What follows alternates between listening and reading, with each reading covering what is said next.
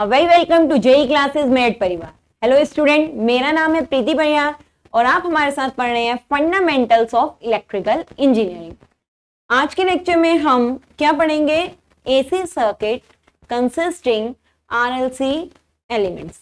Last lecture में भी हमने यही पढ़ा था। लास्ट लेक्चर में हमने क्या करा था? ऐसे सर्किट पढ़े थे जिसमें या तो केवल रजिस्टर है, या केवल प्योर इंडक्टर है, या केवल प्योर कैपेसिटर है। इसका मतलब ऐसा इंडक्टर जिसका केवल इंडक्टेंस हो, कोई रेजिस्टेंस ना हो।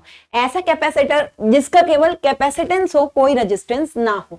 ये हमने पढ़े थे। आज के लेक्चर में हम क्या स्टार्ट करेंगे कि अब आरएलसी को अगर हम सर्किट में कनेक्ट करते हैं तो उन्हें कनेक्ट करने के बाद सर्किट में करंट, वोल्टेज, पावर, इन सब की क्या वैल्यू होती है। तो ऐसे सर्किट को आज हम यहाँ पर पढ़ेंगे कि जिसमें आरएलसी आपस में कनेक्ट है, मतलब या तो ऐसी कॉइल कनेक्ट हो जिसका रेजिस्टेंस हो, ऐसा कैपेसिटर कनेक्ट हो जिसका रेजिस्टेंस हो, या अगर किसी कॉइल को, कैपेसिटर को, इन सबको आपस में जोड़ दिया जाए तो उसकी करंट, वोल्टेज या पावर पर क्या इफेक्ट पड़ेगा। तो सबसे पहले हम स्टार्ट करेंगे सीरीज सर्किट।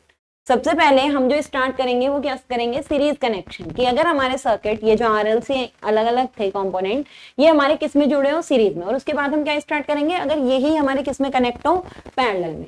तो जो फर्स्ट टॉपिक हमारा क्या है कि सर्किट, ऐसा एसी सर्किट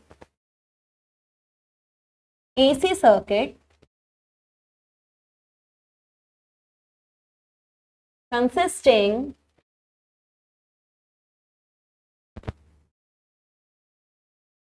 RL। इसका मतलब रजिस्टर एंड कॉइल।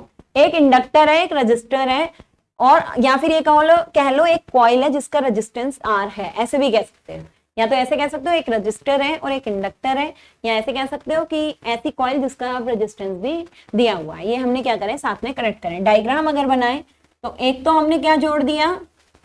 रजिस्टर, और इस रेजिस्टेंस के साथ या रजिस्टर के साथ हमने क्या जोड़ दी? कॉइल, जिसका इंडक्टेंस कितना है? L, और रेजिस्टेंस इसका कितना है? R। अब इसे हमने कौन सी सप्लाई दी? एसी सप्लाई इसे हमने यहाँ पर दे दी। ठीक है, एसी सप्लाई की जो वैल्यू हो गई V इक्वल्स टू कितनी हो गई? VM sine omega T. ये इसकी वैल्यू हो गई। इसके थ्रू जो करंट जाएगी वो कितनी जाएगी? I करंट जाएगी। कौन सा सर्किट है ये? सीरीज सर्किट है। सीरीज सर्किट का मतलब यहाँ जो R और L कनेक्ट है वो R और L आपस में किस में कनेक्ट है? सीरीज में कनेक्ट है। ठीक है, तो कौन सा सर्किट है ये? सीरीज सर्किट है। ये चीज याद रखना, पैरेलल हम बाद में पढ़ेंगे। यहाँ हमारा सीरीज सर्किट है। सीरीज सर्किट में करंट क्या रहती है? सेम। देखो, ये जो करंट जा रही है I, यही R में जा रही है और यही कॉइल में जा रही है, इंडक्टेंस में। तो इसका मतलब इस सर्किट में फ्लो होने वाली करंट क्या है? सेम है। लेकिन इस सर्किट में हमने ये वोल्टेज अप्लाई करी है। जब हम वोल्टेज इस सर्किट में जाएगा तो देखो IR ड्रॉप यहाँ अलग करेगा और यहाँ पर I इंटू XL ड्रॉप अलग करेगा। इसका जो इंपिडेंस था वो कितना था? XL। कहा था रिएक्टिव इंडक्टेंस XL। इसका जो रेजिस्टेंस है वो कितना है? R। तो जब करंट इसके अक्रॉस जाएगी तो एक ड्रॉप यहाँ भी होता है, तो रेजिस्टेंस के क्रॉस होने वाले ड्रॉप को हमने नाम दे दिया VR, और एक ड्रॉप कॉइल में भी होगा, इसके क्रॉस ड्रॉप को हमने क्या नाम दिया? VL। ठीक है, तो जब हमने सप्लाई दी आरएल सर्किट को जो कि सीरीज में कनेक्ट है, उसको सप्लाई देने पर करंट, क्योंकि सीरीज सर्किट में सेम रहती है, लेकिन जब यहाँ पर हमने करंट फ्लो कराई इन दोनों एलिमेंट से तो दोनों के अक्रॉस कुछ ना कुछ ड्रॉप होगा।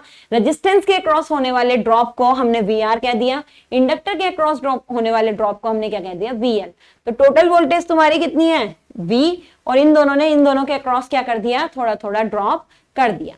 अब हमें पता है कि जब सर्किट में केवल रेजिस्टेंस हो, या सर्किट में जब रेजिस्टेंस में जब करंट फ्लो कर रही है और उसके क्रॉस एक वोल्टेज है VR, तो हमें पता है कि इन दोनों में क्या रिलेशन है?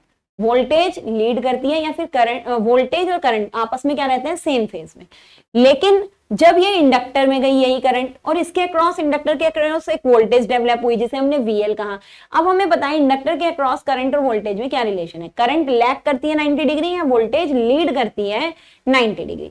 यहां पर हमें क्या चीज पता है कि वोल्टेज अलग अलग है। सप्लाई करी हुई वोल्टेज कुछ और है, इन दोनों के अक्रॉस ड्रॉप होने वाली वोल्टेज क्या है? कुछ और है, लेकिन करंट क्या है? सेम है। तो जब हम फेजर बनाएंगे तो फेजर बनाने में अब हमें एक्स एक्सिस पे क्या लेनी है? करंट लेनी है। जो हमें रेफरेंस लेनी है, रेफरेंस अब हमें क्या लेनी है? करंट लेनी है। करंट हम रेफरेंस यहाँ पर क्यों ले रहे हैं? क्योंकि अब हमारी सर्किट में क्या चीज सेम है? करंट सेम है, जो चीज सेम होती है उसे हम एक्सिस पे या रेफरेंस ले लेते हैं, क्योंकि वो बार बार हमें उसका फेजर को क्या नहीं करना पड़ेगा, चेंज नहीं करना पड़ेगा। वोल्टेज डिफरेंट डिफरेंट है तो इनकी वैल्यू यहाँ पर क्या होंगी, चेंज होगी।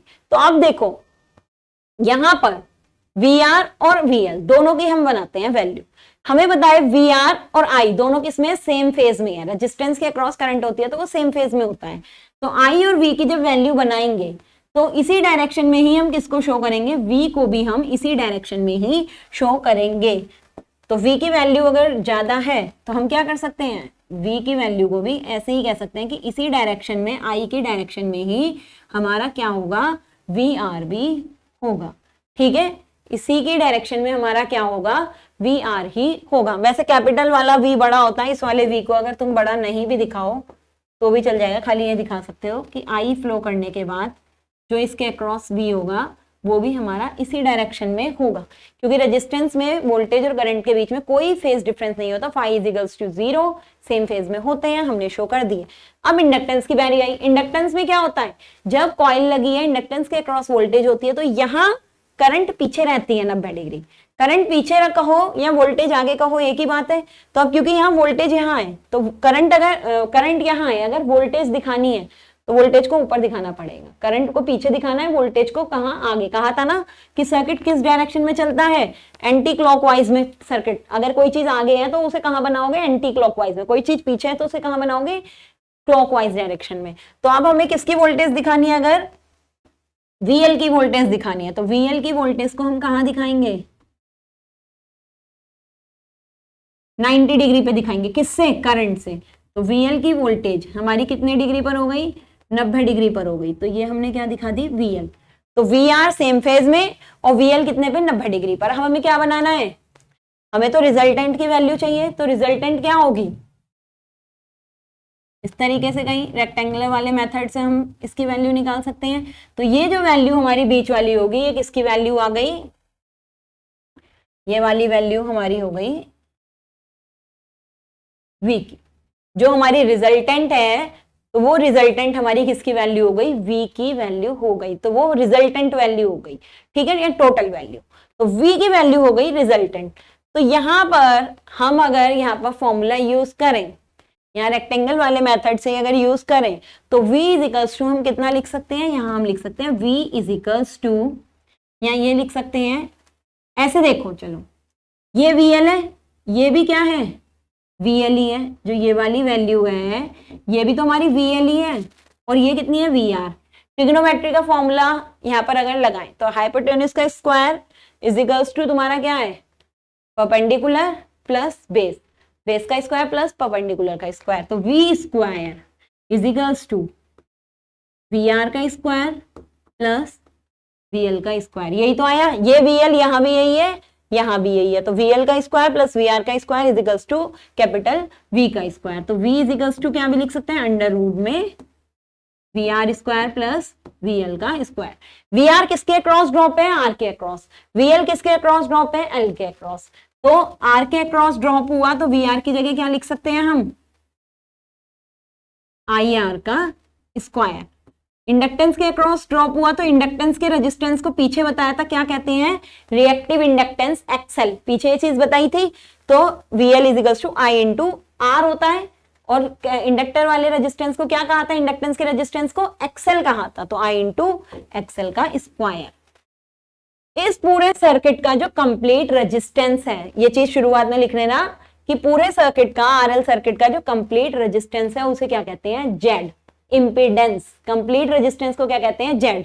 तो माना या लेट इस सर्किट का जो तुम्हारा कंप्लीट रेजिस्टेंस है वो कितना मान लो, Z यहाँ पर मान लो, या एज्यूम कह लो, एज्यूम करके लाइन लिख लो, या Z करके लिख दो कि resistance of the whole circuit is Z, या assume resistance of the RL circuit is Z and it is called impedance. चाहे वो यहां लिख देना कि इसे हम क्या कहते हैं, इम्पीडेंस कहते हैं। तो V की जगह कितना लिख सकते हो, I तो सेम है, जो I यहां से जा रही है, यहां जा रही है, यहां जा रही है, वापस आ रही है, I सेम है तो I ही लिखोगे, I into Z।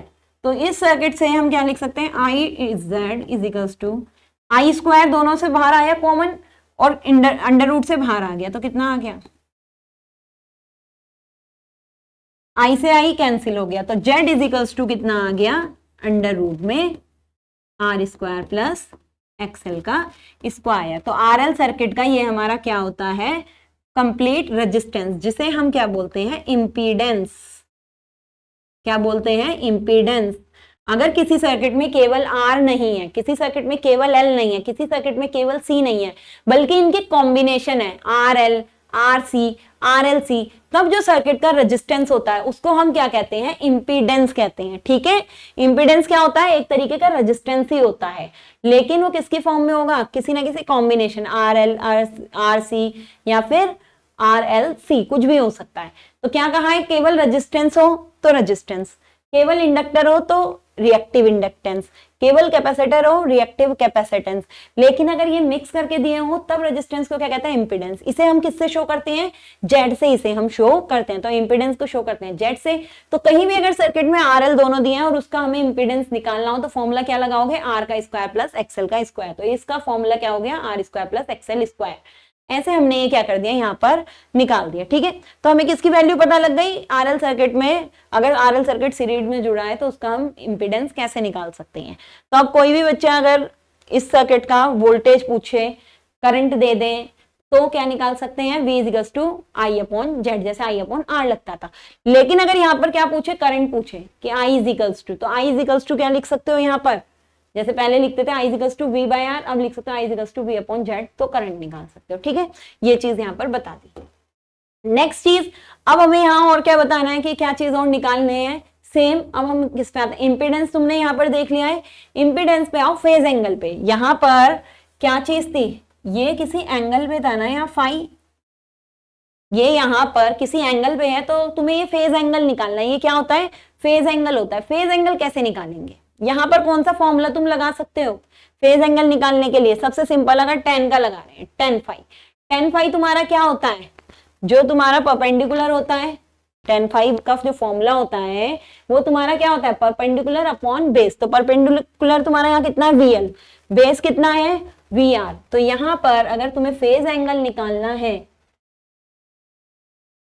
Phase angle is phi, तो फेज एंगल निकालने के लिए कोई भी लगा सकते हो, टेन थीटा, कॉस थीटा, कुछ भी। तो हम यहाँ टेन से लगा रहे हैं कि tan phi is equals to perpendicular upon base, perpendicular VL है, बेस हमारा VR है। VL को लिख सकते हैं I इंटू एक्सएल, VR को लिख सकते हैं I इंटू R।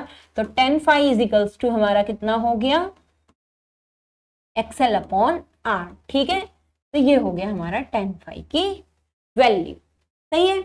अब देखो इस सर्किट में भी हमारी करंट तो पीछे ही है ना, रिजल्टेंट वोल्टेज अभी भी क्या है, आगे है। इसकी जो ओवरऑल वोल्टेज है V, वो अभी भी करंट से क्या है, लीड कर रही है, लेकिन अब 90 डिग्री नहीं कर रही। हमें अब एंगल नहीं पता, सिर्फ कितना पता है, फाई पता है कि अब जो करंट से रिजल्टेंट वोल्टेज लीड कर रही है वो कितने से कर रही है, फाई एंगल से कर रही है। तो इस केस में हम क्या कहते हैं कि आरएल सर्किट में, आरएल सर्किट में, in RL circuit current is lagging by, current is lagging by phi angle। Current हमारी कितने एंगल से लैग कर रही है, फाई एंगल से लैग कर रही है टू दी वोल्टेज। तो हम क्या कहेंगे, इन आरएल सर्किट, लिख लेना ये लाइन भी, in RL circuit current is lagging by phi angle to the voltage. Voltage से हमारी जो करंट है वो क्या कर रही है, फाई एंगल से लैग कर रही है। या क्या भी लिख सकते हो, voltage is leading, voltage is leading by current by phi angle, कि वोल्टेज करंट से फाई एंगल से क्या कर रही है, लीड कर रही है। या तो वोल्टेज को लीड करो या करंट को, ज्यादातर हम करंट के टर्म में ही यहाँ पर बात करते हैं। ठीक है, तो यहाँ पर हमारा क्या निकल के आ गया, ये हमारा निकल के आ गया वोल्टेज और करंट में हमारा क्या रिलेशन होता है। अब एक टर्म होती है पावर फैक्टर, वैसे तो ये तुम्हें आगे बता देते हैं पर यहाँ थोड़ा सा बता के चलना। पावर फैक्टर, पावर फैक्टर हमारा क्या होता है, पावर फैक्टर हमारा होता है कॉस फाई। पावर फैक्टर क्या होता है, कॉस फाई, कि जो तुम्हारी रिजल्टेंट या फेज की, या तो रिजल्टेंट कहो या फेज की जो वोल्टेज होती है और करंट होती है, उनके बीच के एंगल, ये जो फेज एंगल कहा था, उनके बीच के एंगल के कॉस को, उनके बीच के एंगल के कोसाइन को हम क्या बोलते हैं, पावर फैक्टर कहते हैं। तो ये हो गया पावर फैक्टर। तो फेज एंगल के कोसाइन को हम क्या कहते हैं, पावर फैक्टर कहते हैं। तो अगर इस फॉर्मूले में तुम cos फाई लगाओगे, cos फाई लगाओ, तो cos फाई बराबर कितना आएगा, बेस अपॉन हाइपोटेन्यूज। तो बेस कितना है वी आर, और ये कितना है v। तो cos phi is equals to, यहां पर क्या लिख सकते हो, V R upon V. V R कितना था, आई आर, v कितना था, आई जेड, तो r बाय जेड। तो जो हमारा पावर फैक्टर होता है, ये तो मैंने निकाल के दिखा दिया है। पावर फैक्टर को डायरेक्टली कहते हैं किसी भी सर्किट का रेजिस्टेंस और इंपीडेंस का रेशो, किसी भी सर्किट के रेजिस्टेंस और इंपीडेंस के रेशो को उस सर्किट का क्या कहते हैं, पावर फैक्टर कहते हैं। तो cos phi is equals to कितना आता है, r बाय जेड आता है।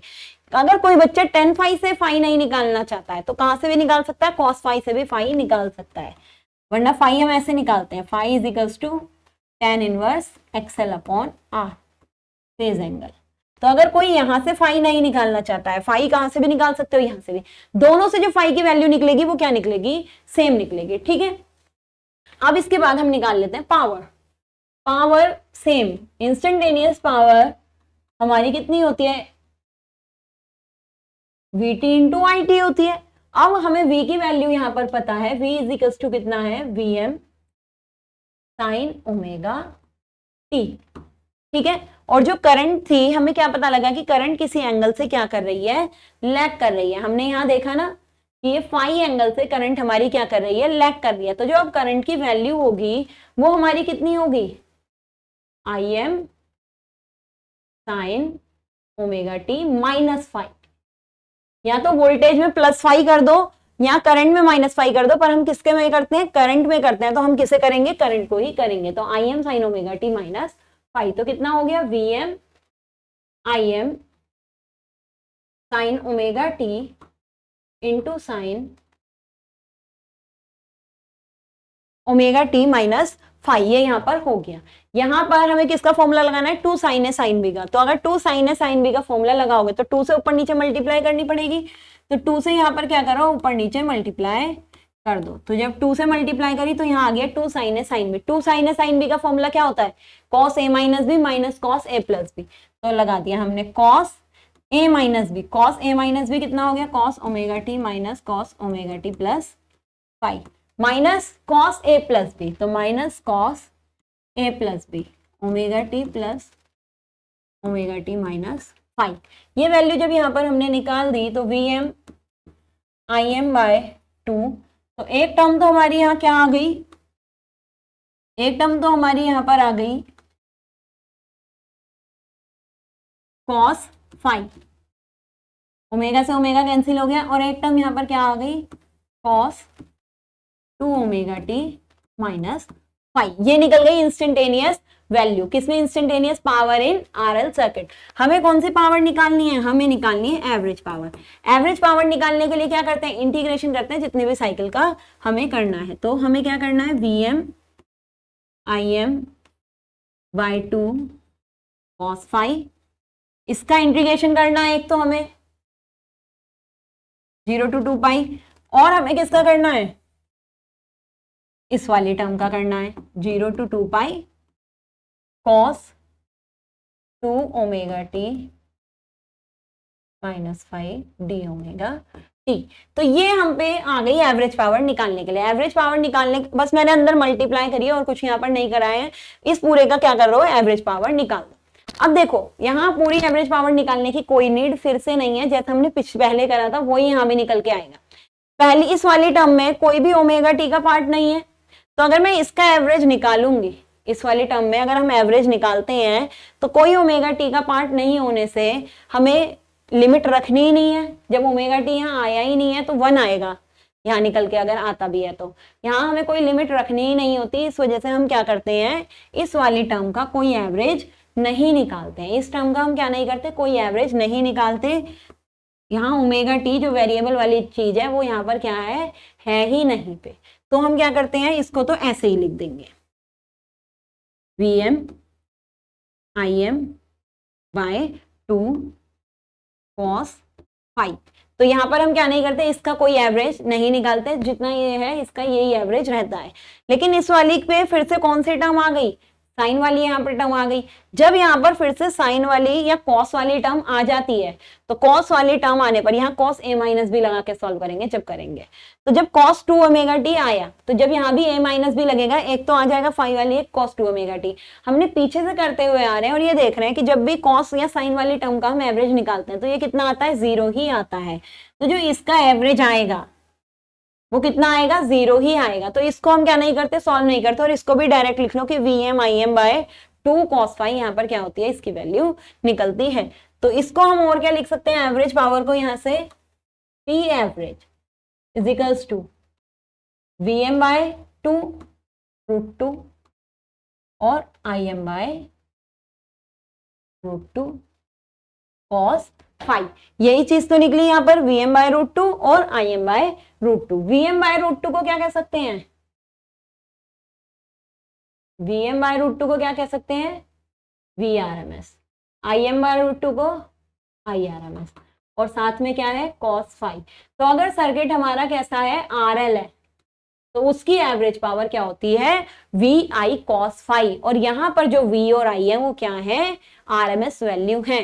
तो power of RL circuit is VI cos phi. V and I are the RMS value and phi is the angle between V and I।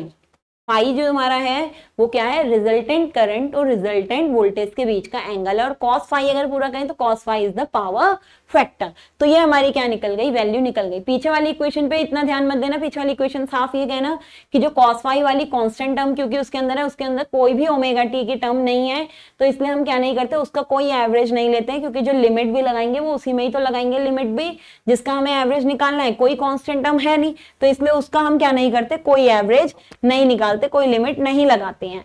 लेकिन जो आगे वाली टर्म है उसका हमें क्या करना पड़ता है, एवरेज निकालना पड़ता है। जैसे मैंने यहाँ पर ये लिखा भी है, यहाँ पर तुम इसे लिखोगे भी नहीं, यहाँ पर इसका हम क्या नहीं करते, कोई एवरेज निकालते ही नहीं है, क्योंकि इसमें कोई भी हमारी क्या नहीं होती, वेरिएबल टर्म होती ही नहीं है। तो इसे लिखो ही मत, ताकि बिना बात में कंफ्यूज हो गए। 1 का करोगे तुम, 1 का लिख दोगे, ओमेगा टी होता है, फिर लिमिट लगाओगे तो वैल्यू अपने आप ही तुम्हारी अलग आ जाएगी। और इस वाली वैल्यू का हम करते हैं, इसको जिसको डाउट हो, मान लो किसी बच्चे को डाउट भी है कि आएगा या नहीं, इसका इंटीग्रेशन करके देखना, इसका इंटीग्रेशन 0 ही यहाँ पर आएगा। ठीक है, तो डायरेक्टली हम इसका इंटीग्रेशन कितना लिख देते हैं, 0 लिख देते हैं। तो Vm Im कितना आ गया यहाँ पर, Vrms Irms cos फाई। तो ये हमारी किसकी पावर निकल गई, कौन से सर्किट की, यहाँ हमें पावर पता चल गई कि अगर सर्किट हमारा क्या है, RL सर्किट अगर हमारा यहाँ पर है। ठीक है, तो करंट यहाँ पर क्या कर रही है, लैग कर रही है। फेज एंगल निकल गया, पावर फैक्टर तुम्हें पता चल गया, पावर पता लग गई कि RL सर्किट की पावर यहाँ पर कितनी होती है। नेक्स्ट, अब हमें क्या, कौन सा सर्किट देख रहे हैं, RC सर्किट। कौन से, RC सर्किट, ऐसा सर्किट जिसमें क्या क्या हमारे लगे हुए हैं, R और C। ऐसा सर्किट जिसमें हमारा एक तो क्या लगा हुआ है, रेजिस्टेंस, और एक क्या लग रहा है, कैपेसिटर। तो हमने एक कैपेसिटर जोड़ दिया और एक क्या जोड़ दिया, रेजिस्टेंस जोड़ दिया, और इसमें फ्लो होने वाली करंट कितनी हो गई, I। इसके अक्रॉस जो वोल्टेज दी V इज इक्वल्स टू कितना हो गया, Vm sin omega T. AC voltage ये हमने इसे दे दी। सीरीज है, सीरीज में फिर से करंट क्या रहेगी, सेम ही रहेगी। तो सीरीज सर्किट में करंट क्या कर दी, सेम कर दी। R के अक्रॉस जो वोल्टेज ड्रॉप हुआ या जो वोल्टेज हुई वो कितनी लिख दी हमने, VR लिख दी। और कैपेसिटर के अक्रॉस जो वोल्टेज हुई वो कितनी लिख दी, VC लिख दी। कैपेसिटेंस का जो वोल्टेज, मतलब कैपेसिटेंस का जो रेजिस्टेंस होगा वो क्या होगा, XC होगा, इंडक्टिव कैपेसिटेंस। और रेजिस्टेंस का जो क्या हो गया, R हो गया। टोटल सर्किट का जो रेजिस्टेंस हुआ उसे हमने जेड इंपीडेंस कह दिया। तो इसका जो इंपीडेंस है टोटल वो कितना है, जेड है। ठीक है, सारी चीजें पहले ही यहाँ पर हमने क्या कर दी, डिनोट कर दी। अब सेम फिर से वही चीज हमने यहाँ पर करी। सबसे पहले हम क्या बनाते हैं, फेजर बनाते हैं। सीरीज में या पैरेलल में सॉल्व करने से पहले हमेशा हम क्या बनाते हैं, फेजर। तभी हमें पता लगता है कि ये सॉल्व करने कैसे हैं।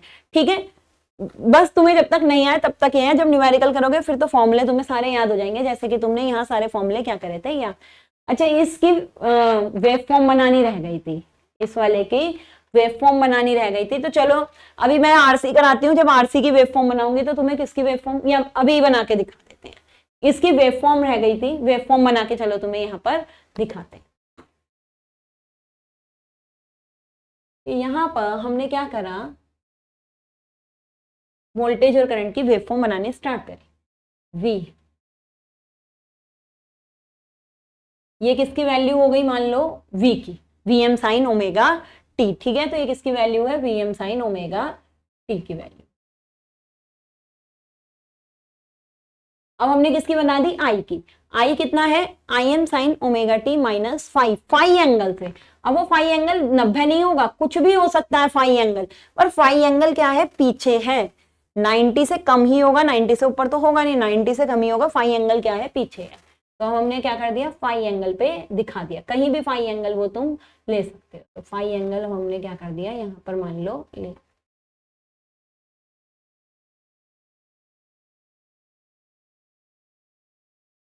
तो कितना एंगल हो गया, ये जो एंगल है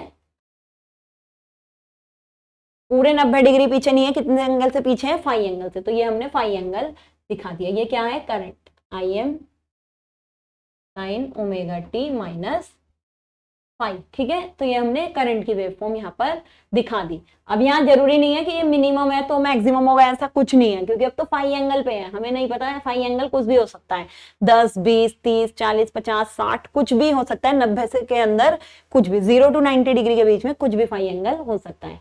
तो ये करंट की वेवफॉर्म हो गई। अगली बची पावर की, P इज इक्वल्स टू क्या है, VI cos फाई। पावर का किससे कोई लेना देना नहीं है, यहाँ पर cos ओमेगा टी वाली टर्म से कोई लेना देना नहीं है। तो जरूरी नहीं है कि पावर किस टर्म में कितनी आएगी, कहां पर कितनी आएगी, बस ये चीज पावर की हमें याद रखनी है। देखो ये जो वैल्यू है ये ऐसे ही तो कहीं जा रही होगी, तो यहाँ पे ये निगेटिव है और यहाँ पर ये 0 है, तो इसका मतलब यहाँ जो पावर आएगी VI इंटू कॉस फाई है। कॉस फाई एंगल भी हमारा क्या है, 90 डिग्री से क्या है, छोटा है, ठीक है। तो जो इनका सम मल्टीप्लीकेशन आएगा वो कौन सी वैल्यू आएगी, 0 से तो बड़ी आएगी, क्योंकि cos की वैल्यू अगर 30 भी हुई तो कितनी आ जाएगी, √3/2। cos 45 हुआ 1/√2, cos 60 भी हुआ तो 1/2।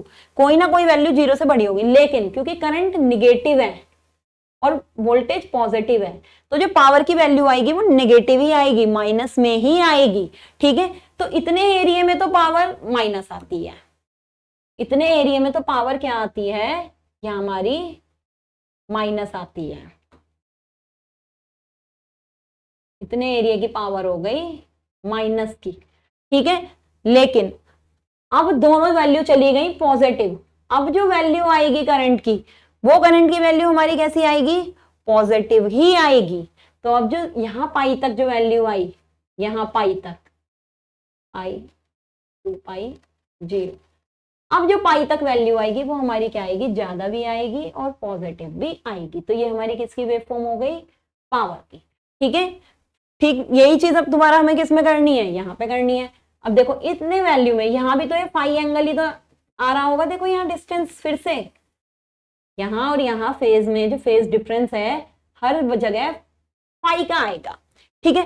पर यहाँ भी देखो वोल्टेज प्लस की, करंट प्लस की, वोल्टेज माइनस की, तो फिर से जो P आएगा V प्लस माइनस माइनस, तो इतने एरिया में फिर से पावर माइनस की आई, लेकिन जहां ये फिर से प्लस हो गए तो पावर फिर से किसकी आई, प्लस की आई। तो ये हमारा किसका ग्राफ होता है, RL सर्किट का पावर वोल्टेज और करंट का ग्राफ होता है। ये याद रखना, बस जितना फाई एंगल वो लैग कर रही है, फाई एंगल जहां लैग कर रहे हैं वहीं पावर निगेटिव मिलेगी, बाकी और जगह पावर किसकी मिलेगी, पॉजिटिव मिलेगी, ठीक है। तो यहां से भी देख सकते हो कि पावर जो पूरी एक साइकिल में है वो बराबर बराबर पॉजिटिव और नेगेटिव नहीं है। तो हम क्या भी कह सकते हैं इसके हिसाब से कि पावर इसी वजह से हम कहते हैं बिल्कुल 0 नहीं आती, cos फाई पर क्या करती है, डिपेंड करती है, V पर भी, I पर भी और cos फाई पर भी। तो ये हमारा किसका ग्राफ हो गया, इस सर्किट के लिए पावर वोल्टेज और करंट का ग्राफ हो गया, ठीक है। अब हम क्या करेंगे, फिर से कौन से सर्किट पे थे, RC पे। तो RC को हम यहाँ पर क्या करेंगे, पढ़ लेते हैं। RC सर्किट के लिए ग्राफ बनाते हैं, सेम चीज कि RC भी यहाँ किस में है, सीरीज में है, सीरीज में है तो करंट हमारी ये रही, एक ही करंट है, तो रेफरेंस किसे ले लिया हमने, करंट को रेफरेंस ले लिया। R के क्रॉस वोल्टेज VR, C के क्रॉस VC। रेजिस्टेंस में जब करंट जाती है तो सेम फेज में होते हैं, तो रेजिस्टेंस वाली जो वोल्टेज हमने दिखा दी वो हमने क्या करी, सेम फेज में दिखा दी। रेजिस्टेंस वाली वोल्टेज के बाद हमने क्या देखा कि जो सी है कैपेसिटेंस, कैपेसिटेंस में जो करंट क्या होती है वो लीड करती है, या वोल्टेज क्या होती है लैग करती है। तो हमने जब कैपेसिटेंस की वोल्टेज दिखाई तो कैपेसिटेंस वोल्टेज हमने कहाँ दिखाई, नीचे, या करंट कहाँ दिखाई, आगे दिखाई। तो π/2 से कैपेसिटेंस वाली कहाँ दिखा दी, नीचे। अब इसका क्या निकालना है, रिजल्टेंट निकालना है। तो इसका आप रिजल्टेंट निकालो, रिजल्टेंट निकालोगे या ऐसे, तो ये हो गई रिजल्टेंट V। ठीक है, मैंने रेजिस्टेंस को VR कहा है, इसलिए मैं रिजल्टेंट को VR यहाँ पर नहीं कह सकती, खाली मैं क्या शो कर रही हूँ, रिजल्टेंट को V से शो कर रही हूँ। तो ये हमारी किसकी वैल्यू हो गई, V की वैल्यू यहाँ पर हो गई। और ये करंट से कितने एंगल पर है, फाई एंगल पे। ये करंट है, करंट से जो रिजल्टेंट वाली वोल्टेज है वो कितने एंगल पर है, फाई एंगल पे हमारी होती है। ठीक है, तो यहाँ पर अब तुम फिर से फॉर्मूला लगाओ, टिग्नोमेट्री वाला ही फॉर्मूला यहाँ पर लगा सकते हैं। V इजिकल्स टू VR का स्क्वायर प्लस VC। ये जो VC है ये यहाँ पर है, तो कितना यहाँ पर लिख सकते हैं, V इजिकल्स टू VR का स्क्वायर प्लस VC का स्क्वायर, या V equals to under root of VR का स्क्वायर प्लस VC का square. V equals to VR की जगह कितना लिख दिया, IR का स्क्वायर, VC की जगह IXC का स्क्वायर, V की जगह IZ। ठीक है, तो यहां से I बाहर आ गया, अंदर कितना बचा, R स्क्वायर प्लस XC का स्क्वायर। तो Z इजिकल्स टू क्या हो गया, अंडर रूट में R स्क्वायर प्लस XC का स्क्वायर। जैसे RL सर्किट में होता था R square plus XL square, RC circuit में होता है R square plus XC square. ठीक है, तो R square plus XC square यहाँ पर हमारा हो गया, रेजिस्टेंस का स्क्वायर, XC का स्क्वायर। तो RC सर्किट का भी जो पूरे सर्किट का इंपीडेंस होता है वो कितना होता है, Z। तो impedance of RC circuit is Z is equals to under root में R का स्क्वायर प्लस XC का स्क्वायर। यहाँ पर भी सेम चीज, फेज एंगल निकाल सकते हो, tan phi is equals to XC upon R। ठीक है, tan phi is equals to XC upon R। कैसे निकाला, वही VC अपॉन VR से ही निकाला, phi is equals to tan inverse XC upon R। तो ये तो निकल गया फेज एंगल। ऐसे ही power factor cos phi R upon Z ही होता है। तो पावर फैक्टर कितना हो गया, cos phi R upon Z ही हुआ। Power same, instantaneous power is equals to V instantaneous into I instantaneous. तो V की वैल्यू यहां पर लिखो, I की वैल्यू यहां पर लिखो। V की वैल्यू इज, अब यहां हमने क्या चीज देखी कि यहां वोल्टेज पीछे है, करंट आगे है, तो हम क्या कह सकते हैं, in RC circuit,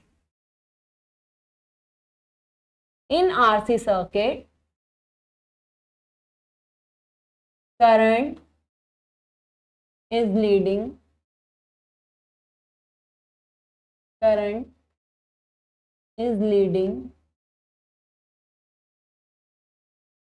bye phi angle.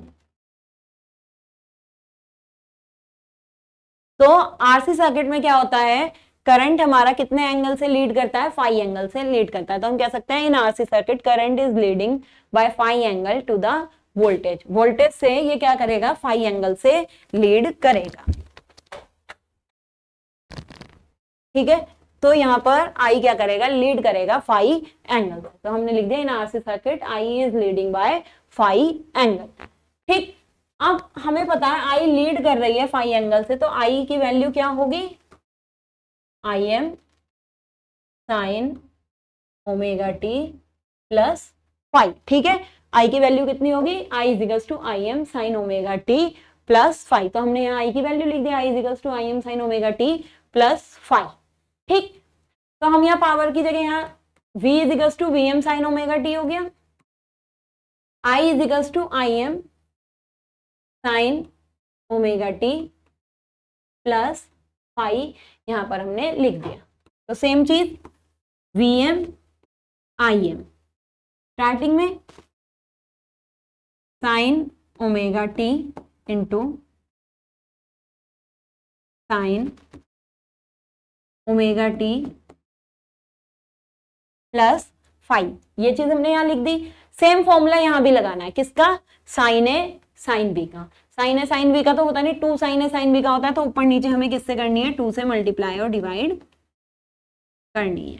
तो 2 sine A sine B is cos A minus B minus cos A plus B, तो कॉस ए माइनस बी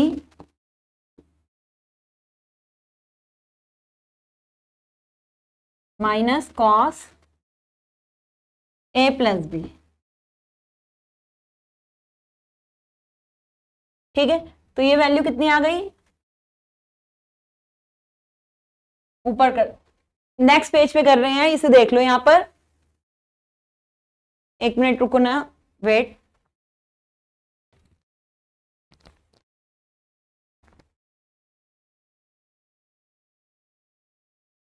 यहां पर इसको याद कर लो, cos omega T minus omega t कितना आ जाएगा, कॉस माइनस फाइव आएगा, और यहाँ कोस 2 ओमेगा टी प्लस 5 आएगा। तो P is equals to V M I M small I M, V M I M cos minus 5 minus V M I M by 2 cos 2 omega T plus 5। ये आ गया तुम्हारा पीछे वाले से कि कॉस माइनस 5 और इतना, ठीक है। Cos theta, cos minus theta is plus cos theta, cos में जो भी एंगल होता है वो किसका हो जाता है, प्लस का हो जाता है। तो एवरेज पावर में फिर से हम क्या निकालेंगे, यहाँ पर इंटीग्रेशन करेंगे। तो ये तो इंस्टेंटेनियस पावर थी, अगर हमें एवरेज पावर निकालनी है फिर से हमें क्या करना है, पूरी साइकिल का इंटीग्रेशन करना है। लेकिन हमारी फिर से जो ये वाली टर्म है इसमें हमारा क्या नहीं है, कोई भी वेरिएबल पार्ट नहीं है। इस वाली टर्म में हमें पता है कि कोई भी हमारा पार्ट क्या नहीं हो रहा, वेरी नहीं हो रहा है, ओमेगा टी पे कोई डिपेंड नहीं कर रहा है, खाली वी और आई की वैल्यू पे डिपेंड कर रहा है, जो वी की मैक्सिमम वैल्यू है और आई की मैक्सिमम वैल्यू पे डिपेंड कर रहा है। यहाँ पर हमें दिख रहा है ना, वी की मैक्सिमम वैल्यू फिक्स होगी, 90 डिग्री पर होती है, आई की मैक्सिमम वैल्यू फिक्स होगी, और cos फाई हमारा एक एंगल है, तो वैल्यू हमारी कैसी आएगी, हमेशा फिक्स आएगी। कोई भी टर्म ओमेगा टी पे क्या नहीं कर रही, डिपेंड नहीं कर रही। अगर ओमेगा टी पे कोई डिपेंड ही नहीं कर रही है तो हम यहाँ क्या नहीं लगा सकते, किसकी वैल्यू का फॉर्मूला नहीं लगा सकते, ओमेगा टी वाली फॉर्मूला हम यहाँ पर नहीं लगाते। तो इसका हमें एवरेज नहीं, इसका अगर एवरेज लोगे 0 to 2 पाई वी एम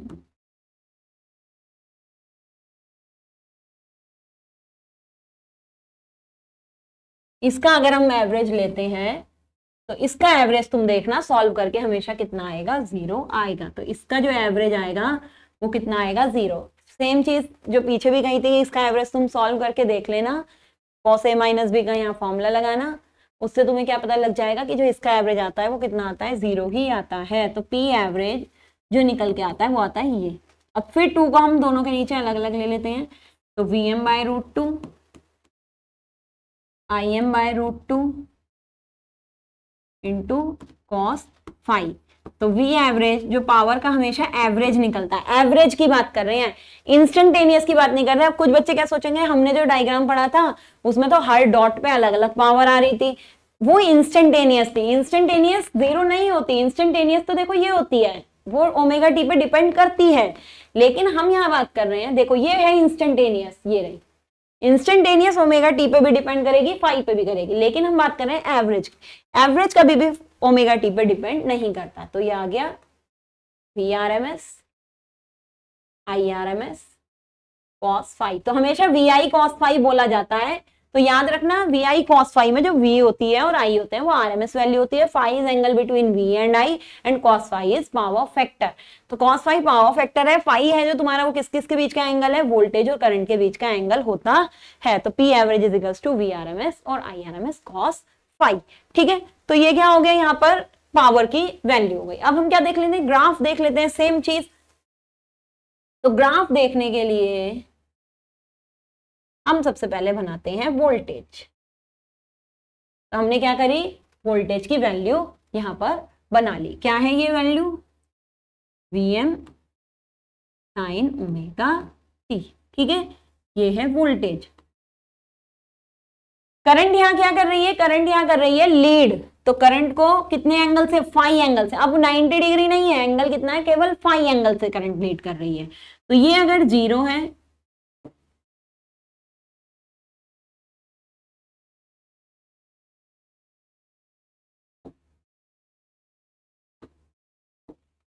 ये 0 है, ये पाई है, और ये क्या है, 2 पाई है। करंट किसी फाई एंगल से, हमने यहाँ फाई एंगल मान लिया, ठीक है।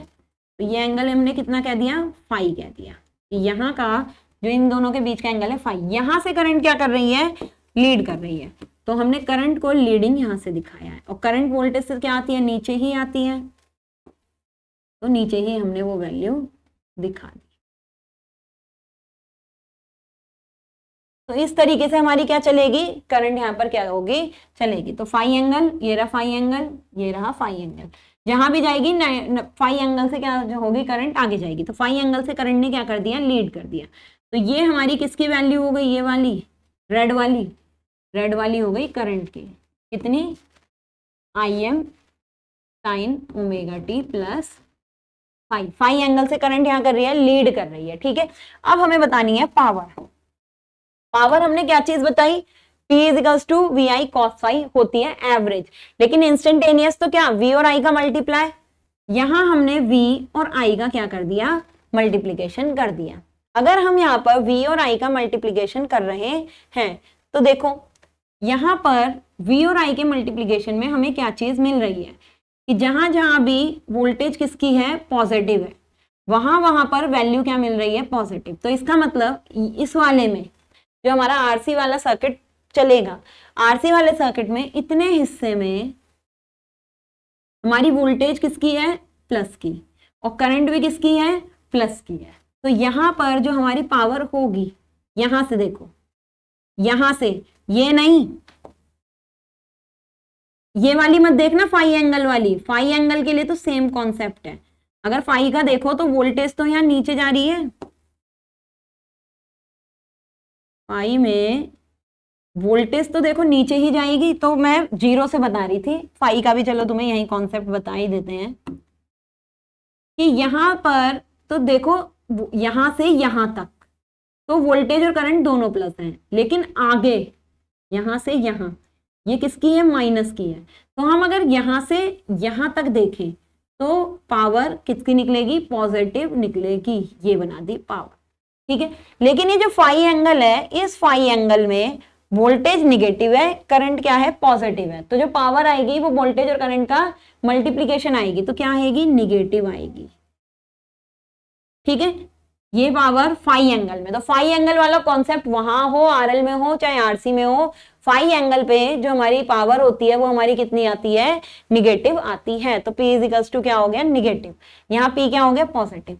अब अगर हम आगे चले इस वाले में, फिर देखो यहाँ भी फाई एंगल का डिफरेंस आ रहा है, यहाँ भी जो हमारा फाई एंगल का डिफरेंस आ रहा है उसमें भी हमें क्या पता चल रही है, कि यहाँ भी जो हमारी पावर निकलेगी वो क्या निकलेगी, इस वाले एरिया में निगेटिव ही निकलेगी। तो यहाँ भी हमने पावर को क्या दिखा दिया, निगेटिव। लेकिन अब जो यहाँ से यहाँ हुई वो पावर हमारी क्या हुई, ये ना ग्राफ थोड़ा पहले बन गया,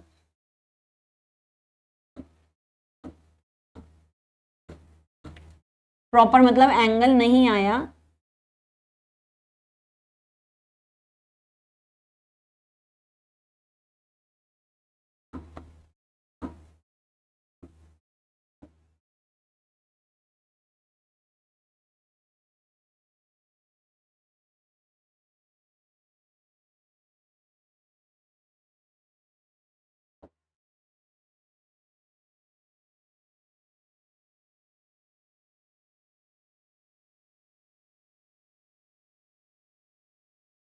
अब देखो इतने एंगल पे फिर से पावर हमारी कितनी हो गई, निगेटिव।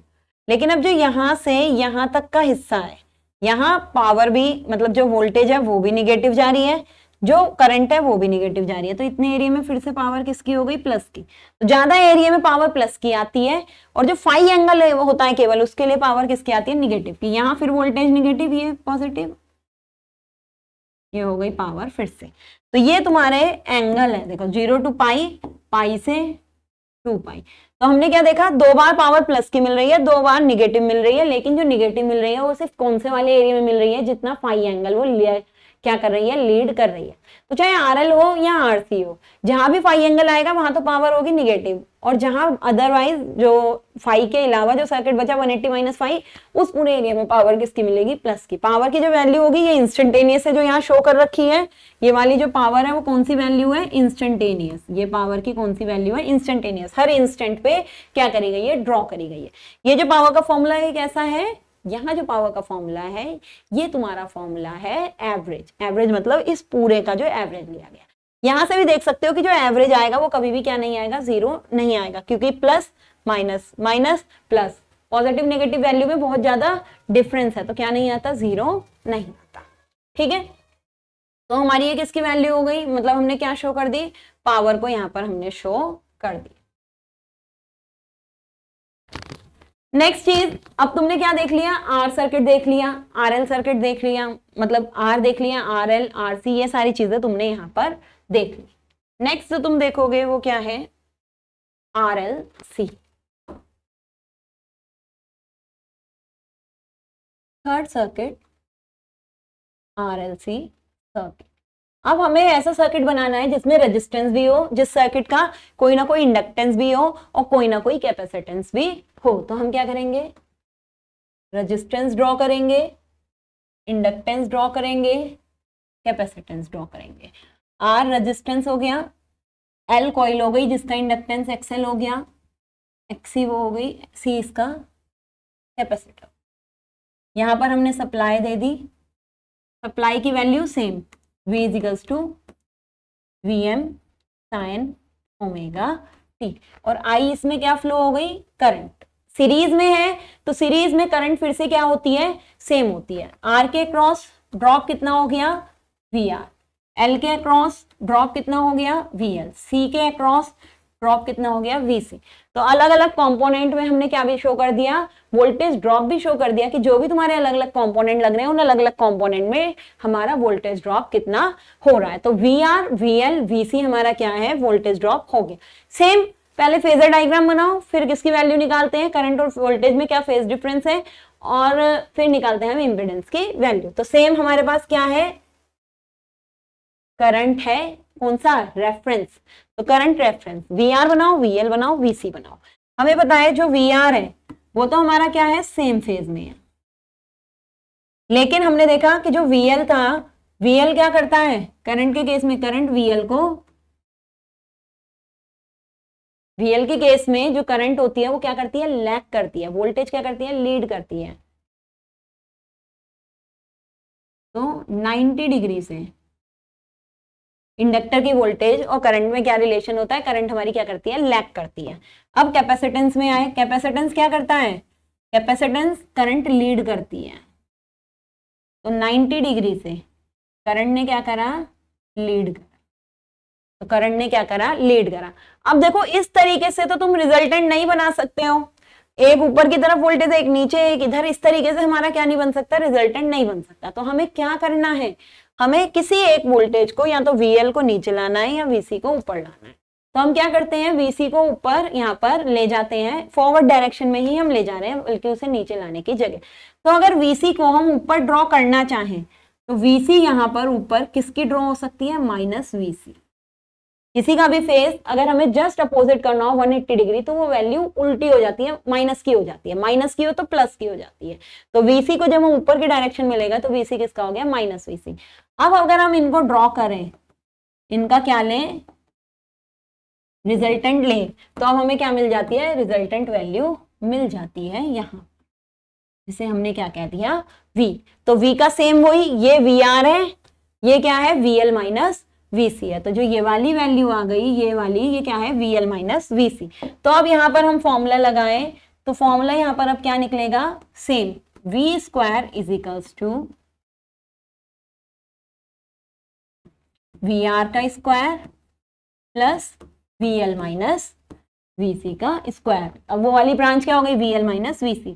V की जगह सेम, इस पूरे का जो इम्पीडेंस है वो कितना है, Z है, तो V की जगह हम क्या लिख सकते हैं, I इंटू Z, और स्क्वायर को ले गए यहाँ अंडर रूट में। VR की जगह कितना लिख सकते हैं, I इंटू R। VL की जगह कितना लिख सकते हैं, I इंटू XL, और VC की जगह कितना लिख सकते हैं, I इंटू XC। ठीक है, तो यहाँ पर लिख सकते हैं IXL माइनस IXC, यहाँ कितना लिख सकते हैं IR, और यहाँ कितना लिख सकते हैं IZ। सेम हम क्या करते हैं, इसमें से I को क्या ले लेते हैं, कॉमन ले लेते हैं। तो I को जब यहाँ पर कॉमन लिया तो कितना आ गया, I से I कैंसिल हो गया, तो बचा ये Z equals to R square plus XL minus XC का होल स्क्वायर।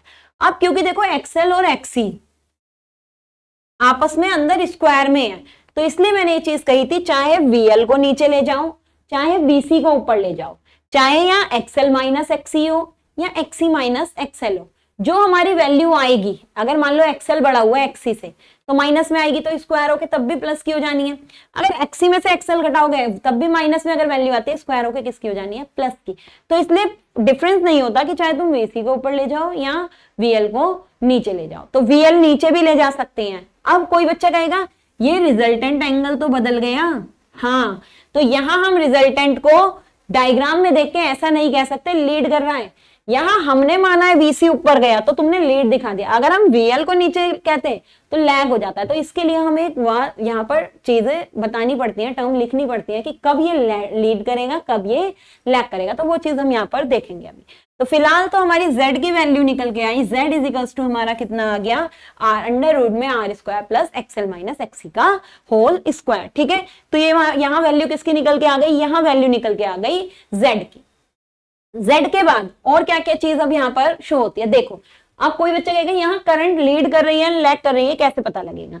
यहाँ हमने VL में से VC घटाया या VC ऊपर ले गए हैं, ठीक है, तो VL बड़ा है एक तरीके से। अगर VL माइनस VC घटाते हैं तो पॉजिटिव वैल्यू आएगी, पॉजिटिव वैल्यू ऊपर आ रही है, तो हम ये कहेंगे कि अगर XL is greater than XC, अगर XL की वैल्यू XC से बड़ी आती है, या कहीं कहीं पे ये भी लिख देते हैं VL is greater than VC, चाहे VL is greater than VC लिखो, क्योंकि देखो सीरीज सर्किट है, I तो कांस्टेंट है, तो XL की और XC की मल्टीप्लाई करोगे तो VL और VC वही आने हैं, बड़ा वही आएगा जो XL होगा। तो अगर XL XC से बड़ा है, उस कंडीशन में करंट क्या करेगी, लैग करेगी। ठीक है, अगर हमारा XL क्या है, बड़ा है, तो हमारी करंट I क्या करेगी, फाई एंगल से लैग करेगी, किससे, वोल्टेज को। तो I क्या करेगी, लैग करेगी by phi angle to the voltage. ठीक है, लेकिन अगर XC बड़ा है XL से, अगर हमारा कौन बड़ा है, XC बड़ा है XL से, तो हमारी I क्या करेगी, लीड करेगी। Same concept, by phi angle, ठीक है, to the voltage. Same concept, कौन सा कॉन्सेप्ट, C के केस में लीडिंग, L के केस में लैग। तो सेम चीज, अगर L बड़ा है XL बड़ा है तो करंट लैग ही करेगी फाई एंगल से। अगर XC बड़ा है, अगर मैं इसे नीचे ले जाती तो तुम्हें पता है ये फाई एंगल कहाँ आ जाता, नीचे आ जाता। तो करंट का लीडिंग या लैगिंग डिपेंड करता है कि हमारा XL और XC में से कौन सी वैल्यू बड़ी है। अगर XL is equal to XC, अगर कोई बड़ा नहीं है, ना XL बड़ा है ना XC, दोनों बराबर है, तो XL और XC अगर बराबर हो गए तो इसका डिफरेंस कितना आएगा, 0 आएगा। तब फाई एंगल कितना आ जाएगा, 0, ना लीडिंग ना लैगिंग। अगर XL और XC, पहला केस, दूसरा केस, तीसरा केस, कि ना तो XL बड़ा है ना XC, दोनों आपस में क्या है, बराबर है, उस केस में हमारा क्या होता है, ना कोई लीड करती है करंट, ना लैग करती है, सेम रेजिस्टेंस की तरह सेम फेज में होती है, क्योंकि उस टाइम हमारा इंपेडेंस कितना हो जाता है, R हो जाता है। ठीक है, ये तुम्हें समझ में आ गई। अब tan phi का सेम केस, tan phi बराबर क्या होगा, परपेंडिकुलर अपॉन बेस। परपेंडिकुलर कितना है, VL माइनस VC, तो VL माइनस VC को कितना लिख सकते हैं, XL माइनस XC, चाहे XL माइनस XC चाहे XC माइनस XL, तुम्हारी मर्जी है, अपॉन R। तो फाई एंगल यहां पर कितना हो गया, XL minus XC by tan inverse XL minus XC upon R। तो ये हमारी किसकी वैल्यू आ गई, फाई एंगल की। cos फाई कितना आएगा, cos फाई कुछ भी हो सेम ही आएगा, R अपॉन Z। और z हमारा कितना है, जो अभी वैल्यू निकल के आई। तो ये तुम्हारी tan phi की वैल्यू हो गई और हमारी किसकी वैल्यू हो गई, cos phi की यहाँ पर वैल्यू हो गई। tan phi निकल गया, cos phi निकल गया, अब किसकी बारी आई, पावर की। करंट हो गया, वोल्टेज हो गया, तीसरी चीज कही चाहिए होती है पावर। इंस्टेंटेनियस पावर सेम, फिर से वही VT इंटू IT, और VT की वैल्यू यहाँ पर हमारी कितनी है, Vm साइन ओमेगा टी, और I की वैल्यू कितनी है, Im sine omega T plus minus 5। Lead भी कर सकता है और क्या भी कर सकता है, लैग भी कर सकता है। तो अब तुम खुद देख लो कि यहाँ पर +5 वाला भी तुम निकाल चुके हो पीछे, किसके केस में, यहाँ +5 वाला C के केस में, और -5 वाला भी निकाल सकते हो, किसके केस में, L के केस में। तो फिर से अगर तुम इसे सॉल्व करोगे तो वही आएगा जो अभी तक तुम करते हुए आ रहे हो, Vm Im sine omega T into sine omega T plus minus 5। तो अगर इसका क्या लोगे, एवरेज, तो ऊपर नीचे वही 2 से डिवाइड और मल्टीप्लाई करना पड़ेगा। तो मैं यहां तक 2 से मल्टीप्लाई और डिवाइड करके आगे तुम्हें बताती हूँ।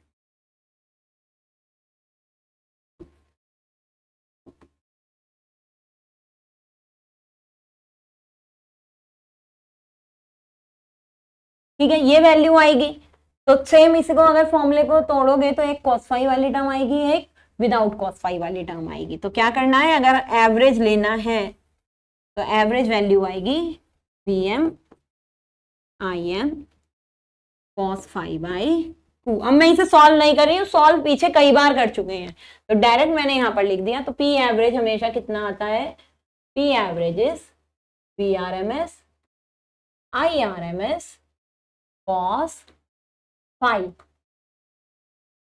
तो ये हो गई हमारी एवरेज वैल्यू। तो चाहे RL सर्किट हो, RC सर्किट हो, RLC सर्किट हो, पावर हमेशा VI cos phi होता है, where V and I are the RMS value, phi is angle between resultant voltage and current, and cos phi is power factor of the circuit। तो ये सारी चीजें हमने यहाँ पर क्या कर दी, डिफाइन आपको कर दी। ठीक है, तो पावर भी निकल गई। अब बस क्या देखना है, ग्राफ देखना है। ग्राफ क्या आएगा इसका, सेम जो अभी पीछे हम देखते हुए आ रहे हैं पावर का, वही ग्राफ आएगा जैसा कि हमने अभी तक क्या करा था, सर्किट में देखा था।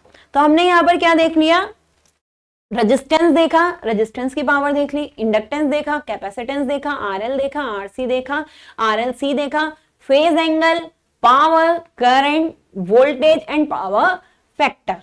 ठीक है, तो यहां पर हमने ये सारी चीज देख ली। अब एक चीज बताते हैं कि देखो, जब भी तुम ये फेज बना रहे थे डायग्राम, तुम्हारा हमेशा किसकी वैल्यू निकल रही थी, Z की वैल्यू निकल रही थी। तो Z की जब वैल्यू निकालते हैं तो हमारी कैसी वैल्यू, मतलब क्या चीज निकलती है, एक ही R निकलता है, ऐसी तो निकलता है, एक ये वैल्यू निकलती है, और एक इस तरीके से ये Z होता है, ये R होता है, ये या तो XL होता है या ये क्या होता है, XC होता है, और ये एंगल होता है। यही चीज तो अभी तक तुम निकालते हुए आ रहे हो, पीछे जितने भी ग्राफ हैं, RL हो, RC हो, RLC हो, सब में यही तो एंगल तुम्हारा बनता है। हमने वोल्टेज हटा ली यहाँ से, वोल्टेज और करंट, सिर्फ किसका बना दिया है डायग्राम, R, L और Z के बीच में। तो अगर एक ट्राइंगल जो तुम्हारा R इंडक्टिव कंपोनेंट XL या XC और Z के बीच में बनता है, उसे तुम क्या कहते हो, इंपीडेंस ट्राइंगल। तो ये एक तुम्हारा क्या है, इंपीडेंस ट्राइंगल है। ये क्या है, इंपीडेंस ट्राइंगल।